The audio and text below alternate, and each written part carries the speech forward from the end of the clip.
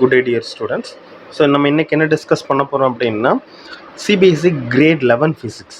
சரிங்களா? ஸோ இன்றைக்கி நம்ம என்ன பண்ணுறோம், 11th கிரேட் ஃபிசிக்ஸ் ஸ்டார்ட் பண்ணுறோம். ஸோ இன்றைக்கி இது ஒரு இன்ட்ரடக்ஷன் கிளாஸ் தான். ஸோ ஒரு சில ஸ்கூலில் ஸ்டார்ட் பண்ணியிருப்பாங்க, ஒரு சில ஸ்கூலில் இன்னும் ஸ்டார்ட் பண்ணியிருக்க மாட்டாங்க. ஸோ இன்றைக்கி நம்ம என்ன பண்ணோம், ஒரு இன்ட்ரடக்ஷன் கிளாஸ் மாதிரி ஸ்டார்ட் பண்ணோம். ஸோ ஃபஸ்ட்டு சாப்டர் தான். சரிங்களா? ஃபஸ்ட் சாப்டர் தான் பிகின் பண்ண போகிறோம். ஸோ ரெகுலராக டெய்லியுமே ஒவ்வொரு டாபிக் வந்து என்ன பண்ண போகிறோம், நம்ம கவர் பண்ண போகிறோம். ஸோ சேனலை சப்ஸ்கிரைப் பண்ணிக்கோங்க. ஸோ உங்களுக்கு டெய்லியுமே என்ன பண்ணும், ஒவ்வொரு டாப்பிக்கில் உள்ள வீடியோஸ் நோட்டிஃபிகேஷன் வரும். ஸோ அதுக்கப்புறம் ஃபஸ்ட்டு பின்ட் கமெண்ட்லையும் டிஸ்கிரிப்ஷன்லையும் டெலிகிராம் சேனலோட லிங்க் கொடுத்துருக்குறேன். அதையும் என்ன பண்ணிக்கோங்க, கிளிக் பண்ணி டெலிகிராம் சேனலில் ஜாயின் பண்ணிக்கோங்க. ஸோ வீடியோ அப்லோட் ஆன உடனே டெலிகிராம் சேனலில் உங்களுக்கு என்ன கிடைக்கும் அப்படின்னா அதோட நோட்டிஃபிகேஷன் கிடைக்கும். நீங்கள் குயிக்காக என்ன பண்ணலாம், வீடியோ ஆக்சஸ் பண்ணிக்கலாம். சரிங்களா? ஸோ இப்போது கிரேட் 11 ஸ்டார்ட் பண்ணுறதுக்கு முன்னாடி ஒரு சின்ன விஷயங்கள். ஸோ என்ன அப்படின்னா, நான் யூஸ்வலாக சொல்கிற விஷயங்கள் என்ன அப்படின்னா, பைஹார்ட் பண்ணக்கூடாது எதையுமே. அதாவது லேர்னிங் ப்ராசஸ் பொறுத்த வரைக்கும் பைஹார்ட் பண்ணாமல் படிக்கிறது ரொம்ப நல்லது, மனப்பாடம் பண்ணாமல் படிக்கிறது ரொம்ப நல்லது. பட் ஆனால் ஸ்டில் நம்ம பைஹார்ட் பண்ணக்கூடாது அப்படின்னு ஒரு விஷயம் இருந்தாலும் ஒரு சில விஷயங்களை நம்ம ஞாபகம் வச்சுக்கணும் எப்போவுமே. ஸோ அது ரொம்ப முக்கியம். அது பைஹார்ட் பண்ணி தான் ஆகணும், வேறு வழி கிடையாது. ஸோ அது இப்போ எக்ஸாம்பிளுக்கு எடுத்துக்கிட்டோம் அப்படின்னா, நம்ம சின்ன வயசில் என்ன பண்ணியிருப்போம், ஏபிசிடி படிச்சிருக்கோம், அப்புறம் நம்பர்ஸ் படித்தோம், நம்பர்ஸ் எப்படி எழுதுறதுன்னு படித்தோம், அப்புறம் டேபிள்ஸ் படித்தோம். இது எல்லாமே நம்ம என்ன பண்ணோம், பைஹார்ட் தான் பண்ணியிருக்கிறோம். அப்போது இந்த விஷயங்கள்லாம் நம்ம பைஹார்ட் பண்ணதுனால தான் நமக்கு என்ன பண்ண முடியுது அப்படின்னா, அதை விட அட்வான்ஸாக ஒரு சில விஷயங்கள் பண்ண முடியுது. நம்ம ஏபிசிடி அந்த லெட்டர்ஸ் படித்ததுனால நம்மளோட வேர்ட்ஸ் எழுத முடியுது. வேர்ட்ஸோட மீனிங் பைஹார்ட் பண்ணதுனால நமக்கு என்ன பண்ண முடியுது, இன்றைக்கி சென்டென்ஸ் மேக் பண்ண முடியுது, பேச முடியுது, எழுத முடியுது, இந்த மாதிரி விஷயங்கள் பண்ண முடியுது. ஸோ அதே மாதிரி தான் டேபிள்ஸ் நம்ம பைஹார்ட் பண்ணதுனால இன்றைக்கி நம்ம சம்ஸ் என்ன பண்ண முடியுது, போட முடியுது. நம்ம சிங்கிள் டிஜிட் டேபிள் தான் பைஹார்ட் பண்ணியிருப்போம், 2 2 4 இந்த மாதிரி தான் பைஹார்ட் பண்ணோம். பட் ஆனால் இன்றைக்கி நமக்கு வந்து ஒரு பெரிய சம், ஒரு 3 டிஜிட் 4 டிஜிட் 5 டிஜிட் சம் மல்டிப்ளிகேஷனும் நம்மளால் பண்ண முடியுது. ஸோ இதுக்கு காரணம் நம்ம அந்த பேசிக் இன்னும் ஞாபகம் வச்சுருக்கிறதுனால தான். ஸோ அதே மாதிரி ஃபிசிக்ஸில் நல்லா ஸ்கோர் பண்ணணும், ஃபிசிக்ஸை இன்னும் நல்லா படிக்கணும் அப்படின்னா நீங்கள் ஒரு சில விஷயங்களை என்ன பண்ணணும், பேசிக்காக ஞாபகம் வச்சுக்கணும். சிம்பிளாக சொல்ல போனோம்னா, இப்போ நம்ம லோயர் கிளாஸஸில் அந்த physical quantities like force, pressure இந்த மாதிரிலாம் படிச்சிருப்பீங்க அப்படி தானே. Force, pressure, distance, displacement, so அதுக்கப்புறம் கரண்ட் படிச்சிருப்பீங்க, பொட்டன்ஷியல் படிச்சிருப்பீங்க. ஸோ இந்த மாதிரி விஷயங்கள் படிக்கும்போது அதோட எஸ்ஐ யூனிட்ஸ், அதோட யூனிட்ஸ் எல்லாம் நம்ம பைஹார்ட் பண்ணியிருப்போம், அதோட டெஃபினிஷன் எல்லாம் என்ன பண்ணியிருப்போம், நம்ம படிச்சிருப்போம். ஸோ இந்த மாதிரி ஒரு சில விஷயங்கள் என்ன பண்ணோம், நம்ம ஞாபகம் வச்சுக்கணும். அந்த ஞாபகம் வைக்கிற விஷயங்கள் என்ன பண்ணோம், நமக்கு லேட்டராக ரொம்ப யூஸ்ஃபுல்லாக இருக்கும். இப்போ நம்ம டிஸ்டன்ஸ் படிக்கும்போது அதோட எஸ்ஐ நோட் என்ன பண்ணியிருப்போம், மீட்டர் அப்படின்னு சொல்லி படிச்சிருப்போம், அப்படி தானே. ஸோ இதை நமக்கு ஞாபகம் இருக்கணும், அவ்வளோதான். சரிங்களா? இந்த மாதிரி ஒரு சில விஷயங்களை நீங்கள் பைஹார்ட் பண்ணி தான் ஆகணும் 11th பொறுத்த வரைக்கும். இப்படி பண்ணிங்க அப்படின்னா உங்களுக்கு 11th ரொம்ப ஈஸியாக இருக்கும். 11th உள்ள நிறைய விஷயங்கள் நமக்கு 12th இம்பார்ட்டண்ட்டாக தேவைப்படுது. ஏன்னா நம்ம 12th படிக்கும்போது 11th விஷயங்களை கோட் பண்ணி தான் என்ன பண்ணுவாங்க, டீச் பண்ணுவாங்க. ஸோ அதையும் நம்ம ரிமெம்பர் பண்ணி தான் என்ன பண்ணுவோம், படிக்க வேண்டியிருக்கும். அதனால 11th ரொம்ப ரொம்ப இம்பார்ட்டன்ட். ஸோ அதை கொஞ்சம் என்ன பண்ணிடுறாங்க, லைட்டாக எடுத்துக்கிட்டாங்க. 11th தானே, இந்த 1 இயர் நம்ம எடுத்துப்போம், இந்த 1 இயர் கொஞ்சம் கேப் எடுத்துப்போம் அப்படின்னு சொல்லி என்ன பண்ணிட்டாங்க, லைட்டாக எடுத்துக்கிட்டாங்க. 11th இன்னும் கொஞ்சம் சின்சியராக படிங்க, ஈஸியாக இருக்கும். சரிங்களா? ஸோ இன்றைக்கி நம்ம ஃபஸ்ட்டு சாப்டர் படிக்கலாம். ஸோ ஃபஸ்ட் சாப்டர் என்ன அப்படின்னா, first chapter units and measurement. சரிங்களா? இது ஒரு சிம்பிளான சாப்டர் தான். ஸோ இதில் நம்ம படிக்கக்கூடிய விஷயங்கள் வந்து நமக்கு அப்கமிங் சாப்டர்ஸில் யூஸ்ஃபுல்லாக இருக்கும். ஸோ அது போக நீங்கள் நெக்ஸ்ட் இயர் படிக்கும்போது இதில் படிக்கக்கூடிய விஷயங்கள் வந்து நம்மளுக்கு அதிகமாக யூஸ்ஃபுல்லாக இருக்கும். சரிங்களா? ஸோ இப்போது யூனிட்ஸ் அண்ட் மெஷர்மெண்ட். சரிங்களா? இப்போ ஃபஸ்ட் நம்ம மெஷர்மெண்ட் அப்படின்னா என்னென்னு பார்ப்போம். சரிங்களா? மெஷர்மெண்ட் அப்படின்னா என்னென்னு பார்ப்போம், அதுக்கப்புறம் யூனிட் அப்படின்னா என்னென்னு பார்ப்போம். சரிங்களா? ஸோ மெஷர்மெண்ட் அப்படின்னா it is a process of comparing a physical quantity with a standard amount of physical quantity. So அதுக்கு பேர் தான் measurement. So comparing a physical quantity with a standard amount of physical quantity, இதுக்கு பேர், அதாச்சும் அந்த process பேர் தான் measurement. So ஒரு எக்ஸாம்பிளுக்கு எடுத்துக்கிட்டோம் அப்படின்னா, இப்போ நம்ம மார்க்கெட் போகிறோம். சரிங்களா? ஸோ மார்க்கெட் போகும்போது இப்போதைக்கு நம்ம பார்க்கும்போது என்ன அப்படின்னா, எல்லா இடத்துலையும் இந்த டிஜிட்டல் ஸ்கேல் யூஸ் பண்ணுறாங்க. அந்த வெயிங் ஸ்கேல் பார்த்திங்கன்னா டிஜிட்டல் இருக்கும். ஒரு சின்ன ஒரு பிளேட் இருக்கும், அதில் வந்து என்ன பண்ணுவாங்க, காய்கறியை போட்டோடனே என்ன பண்ணும், டிஜிட்டலில் அது மீட்டர் காட்டும், டிஜிட்டலில் என்ன பண்ணும், அது மெஷர்மெண்ட் காட்டும்.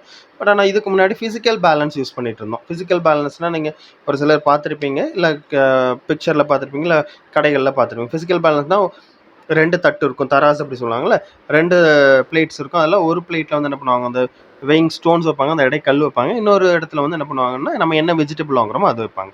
சரிங்களா? இப்போ என்ன பண்ணுறாங்க அப்படின்னா, இப்போ நம்ம ஒரு தக்காளி வாங்குறோம்னு வச்சுக்கோங்களேன். ஸோ இப்போ இந்த தக்காளி, அந்த டொமேட்டோ என்ன பண்ணுறாங்க அப்படின்னா, ஒரு சைடு உள்ள ட்ரேயில் போட்டு இந்த 1 kg வாங்குறோம் அப்படின்னா, அந்த 1 kgக்கான வெயிங் ஸ்டோனை வந்து ஒரு இடத்துல போடுறாங்க. ஸோ இப்போது இந்த 1 kg வெயிங் ஸ்டோனுக்கு ஈக்குவலாக எவ்வளோ டொமேட்டோ இருக்குது அப்படின்றத என்ன பண்ணுறாங்க, பார்க்குறாங்க. ஸோ அதுதான் என்னது 1 கேஜி.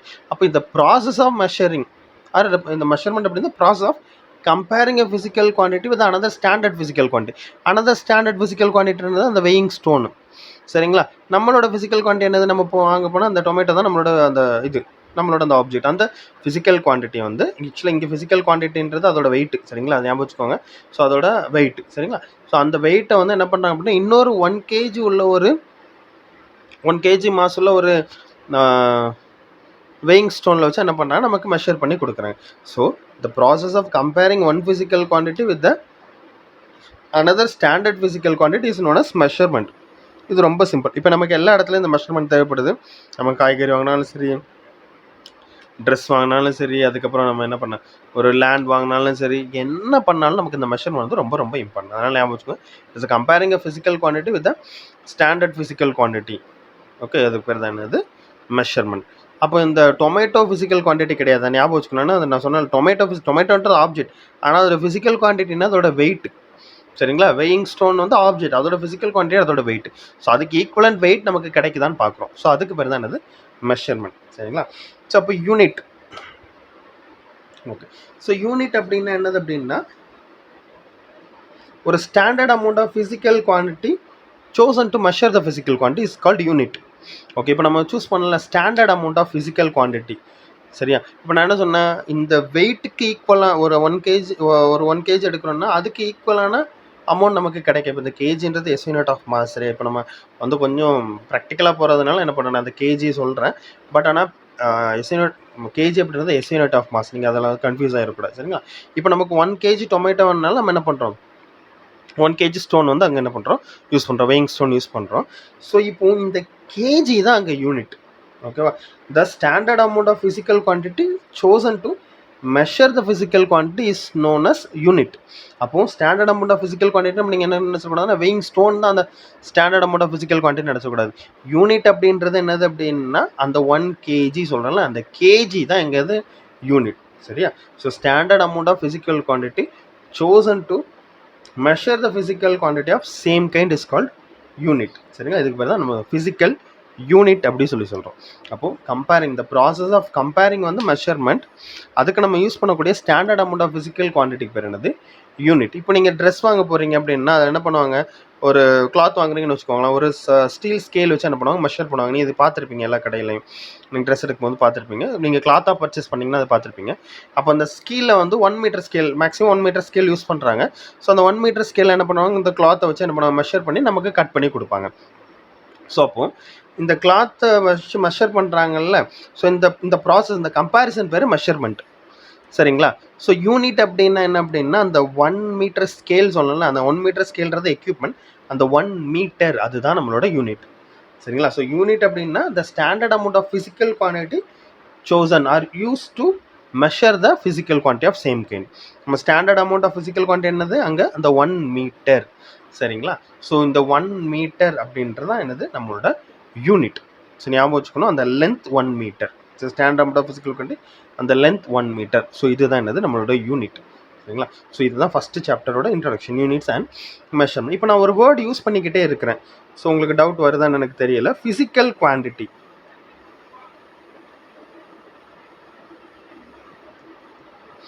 ஃபிசிக்கல் குவான்டிட்டி அப்படின்ற வேர்டு வந்து நான் யூஸ் பண்ணுறேன். So what is mean by physical quantity? Physical குவான்டிட்டினா என்ன? என்ன ஐடியா? ஒருவேளை இன்கேஸ் உங்களுக்கு தெரிஞ்சிருந்தது அப்படின்னா பாஸ் பண்ணிட்டு கமெண்ட் பண்ணுங்கள். எனக்கு எக்ஸாம்பிளுக்கு சொல்ல போனோம் அப்படின்னா length is a physical quantity, distance is a physical quantity, displacement it is a physical quantity. சரிங்களா? அந்த டிஸ்டன்ஸ் அண்ட் டிஸ்பிளேஸ்மெண்ட் இது ரெண்டுமே லென்த்துக்கு கீழே தான் வருது. சரிங்களா? அதுமாதிரி mass it is a physical quantity. நம்ம டென்சிட்டி படிச்சிருக்கோம், அது ஒரு ஃபிசிக்கல் குவான்டிட்டி. அப்புறம் ஃபோர்ஸ் படிச்சிருக்கிறோம், அது ஒரு ஃபிசிக்கல் குவான்டிட்டி. டைம் டேக்குன்னு சொல்கிறோம், அது ஒரு ஃபிசிக்கல் குவான்டிட்டி. சரிங்களா? அப்போ ஃபிசிக்கல் குவான்டிட்டி அப்படின்னா all the quantities which can be measured directly or indirectly in terms of which the laws of physics expressed is called physical quantity.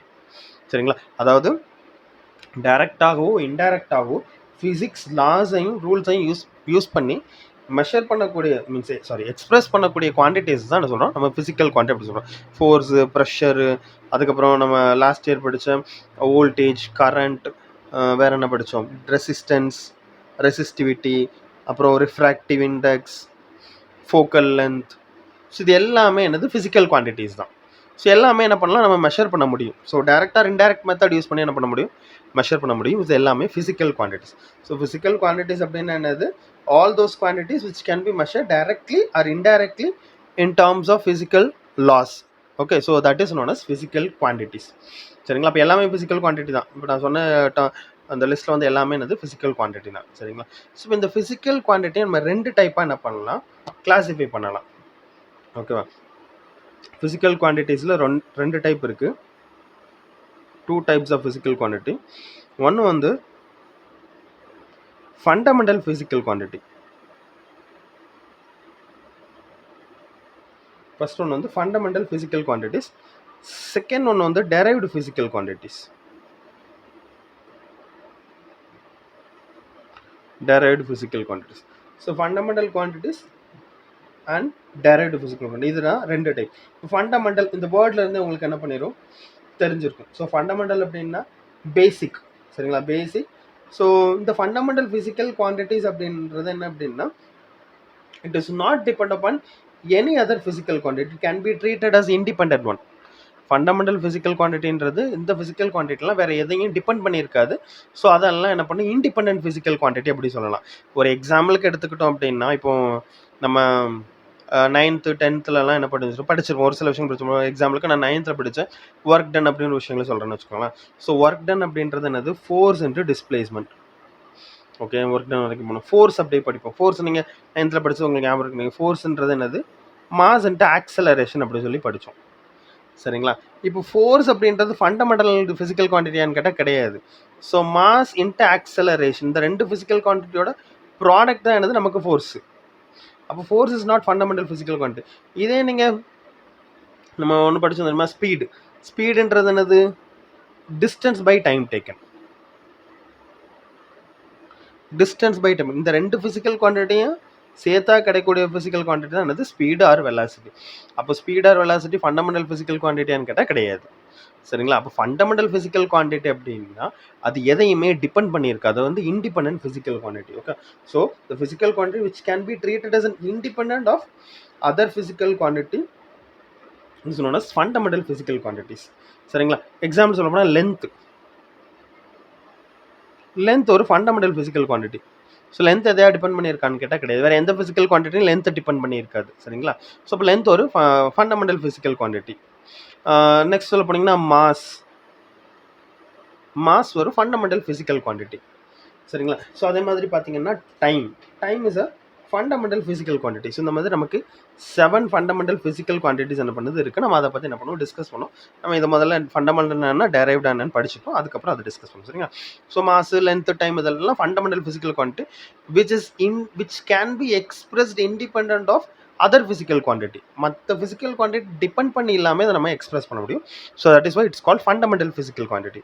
So next வந்து derived physical quantities. So derived physical குவான்டிட்டினா obviously இந்த physical குவான்டிட்டிஸில் என்ன பண்ணும், மற்ற basic or fundamental physical குவான்டிட்டியை depend பண்ணியிருக்கும். அதுக்கு பேர் தான் டெரைவ்டு ஃபிசிக்கல் குவான்டிட்டி. இந்த physical quantities are based on other physical quantities. Okay, so இந்த ஃபிசிக்கல் குவான்டிட்டிஸ் எல்லாம் it depend upon other basic physical quantity சொல்லலாம். சரி, okay. So derived physical quantities are the physical quantities whose defining operation are based on the other physical quantities. So okay, so இதை வந்து என்ன பண்ணும், மற்ற physical quantities தான் சொல்ல முடியும். எக்ஸாம்பிளுக்கு நான் சொன்ன மாதிரி ஸ்பீடு எடுத்துக்கிட்டிங்கன்னா டிஸ்டன்ஸ் பை டைம். டிஸ்டன்ஸ்ன்றது லென்த்து, டைம் வந்து டைம். ஓகே, ஸோ அப்போது இது வந்து ஒரு derived physical quantity. Derived physical quantity அப்படின்னா derived physical quantities are those quantities which is depend upon basic or fundamental physical quantity or which can be derived from basic or fundamental physical quantities are called derived physical quantities. சரிங்களா? So fundamental physical quantity 7 fundamental physical குவான்டிட்டியை தவிர மற்ற எல்லாமே derived physical quantity தான். இப்போ நம்ம அந்த 7 fundamental physical quantity அது என்னன்னு பார்த்துறோம். ஸோ அதுக்கப்புறம் நம்ம என்ன பண்ணோம், டெரைவ்ட் பார்க்கலாம். So 7 fundamental physical quantities. First வந்து என்ன அப்படின்னா லென்த். சரிங்களா? So length is a fundamental physical quantity. Second ஒன்று வந்து மாஸ். ஸோ தேர்ட் ஒன்று வந்து டைம். ஸோ ஃபோர்த் ஒன்று வந்து எலக்ட்ரிக் கரண்ட். ஸோ ஃபோர்த் ஒன்று வந்து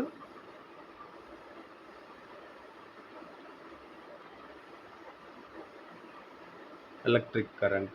ஸோ ஃபிஃப்த் ஒன்று வந்து டெம்பரேச்சர்.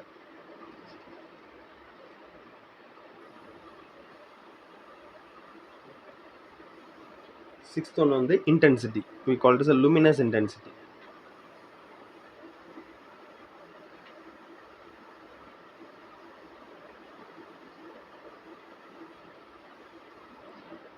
செவன்த் ஒன்று வந்து amount of substance or quantity of substance.